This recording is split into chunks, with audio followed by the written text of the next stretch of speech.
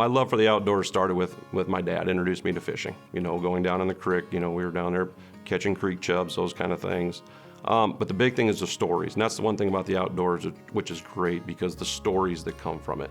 My dad used to tell me the stories of commercial fishing up in Pool 12 by Dubuque for big flathead catfish. So as a little kid, going over the bridge from East Dubuque to Dubuque, I would look down the river and expect, I'm going to see that 100-pound flathead catfish, all the stories. As I got older and I started, volunteering with the DNR and not allowing them to get rid of me, I was out electrofishing and doing those kind of things and really learning the basics and the mentoring that came from those individuals. Almost all the fish biologists in Northern Illinois, they were all mentored basically by one gentleman, Ken Russell. And Ken was a biologist with the state for 53, 54 years. So he trained everybody. So yeah, going through college, my assumption is I was going to work for the Illinois DNR. I had been working with them as a volunteer since I was 17. So the assumption was I was actually going to take over for Ken Russell, was my mentor down the Galesburg district. And I remember the regional administrator at the time said, Ken's got 35 years in, he could retire at any point. So I actually got through college in 5 years with a master's degree because I was getting in a hurry because we were afraid Ken might retire at any point. And of course, he went on to work 50-some years, 53, 54 years. So I was giving talks alongside him at different events, which was kind of fun. So, but yeah, if you would have told me I was going to be a fish biologist at a nuclear plant, nah, I don't think that's going to happen. But it's worked out very well. It's been giving me unique opportunities because, I'm a group of one in the entire corporation. So it gives me a lot of flexibility. When we see opportunities to do good, I can jump on it. My role here at Constellation is to monitor the river and make sure that we're always looked at as an asset to the community, to the river, versus being a liability with our actions in producing power here. With the plant here and working at the fish hatchery, we've stocked about 10 million walleyes locally here. So that obviously has a big impact on the Mississippi River. And then getting to be with the other people to enjoy that resource, to go out there, introduce people, to take away the stigma of the muddy Mississippi River, the nasty river, and really have people realize how good a resource and how spoiled we are here in the Quad Cities to have what we have, not just for the river, but all the wildlife as well.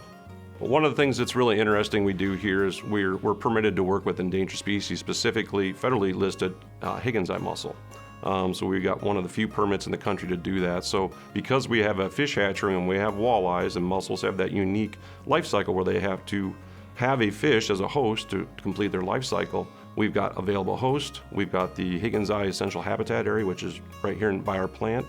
So we're actually able to propagate federally endangered species on site at a nuclear plant, which you probably wouldn't have thought of, as something usual to see.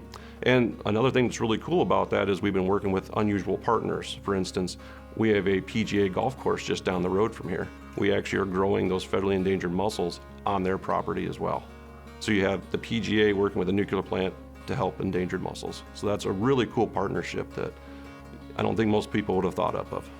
Yeah, so we're using our resources, our land resources, our water resources, and trying to dual use them. For instance, we had the spray canal, which we grew fish in for 30 plus years, and we've since decommissioned that. So we were able to turn that 52-acre waterway into something that migratory birds could use as they pass down the Mississippi River flyway, where they're not going to be pushed by hunters or such. And I think last year we had over 6,000 birds that I counted on the days that I was doing my surveys out there, and a multitude of species.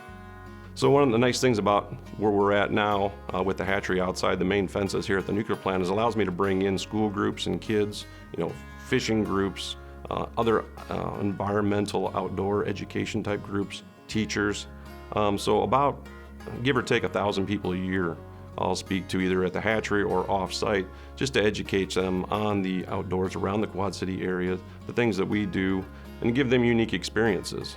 For instance, we work with Illinois DNR on alligator gar. So we've got alligator gar on site.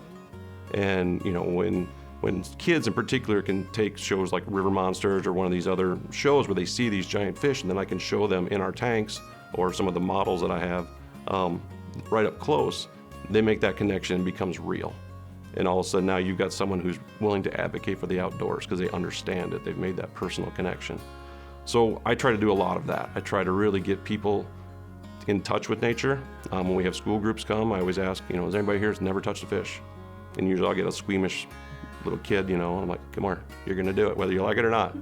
And then, you break those barriers, and then start making those connections with the outdoors. And those are the things that I think really hold value in the long term. So about 7 or 8 years ago, I started writing for Illinois Outdoor News, Midwest Outdoors. I had a local column, a weekly column in the Quad City papers. It's really opened another avenue for me to express the outdoors, to tell the stories. And that's one of those things where as you start writing, you wonder, what can I talk about every week for years on end? And what I really learned is I just talk about what we do. It's forced me to continue to stay engaged with the outdoors as well. As we get busy and you get pulled down with deadlines or work things or, all these other distractions that are in your life, you're like, oh, I gotta have material so I can talk about it for my articles. I guess I need to go fishing. And it's a terrible problem to have, obviously. I would say my favorite part of the job is just the uniqueness, something new every day, plus getting to work with unusual species. Flathead catfish is my favorite, without a doubt. But I get to work with alligator gar, I get to work with endangered mussels. I get to work with people that have never seen, these resources, and to see the smiles and the first time you put a fish in somebody's hand, and you see the little squeamish and then squeal, and then they come back and do it again, because it was a positive experience. Being able to tell the stories, the outdoors is really a great avenue to meet people, to share those stories. And when I think back with my dad or my grandpa, fishing, usually that was always involved. So it's making memories with the resource as well.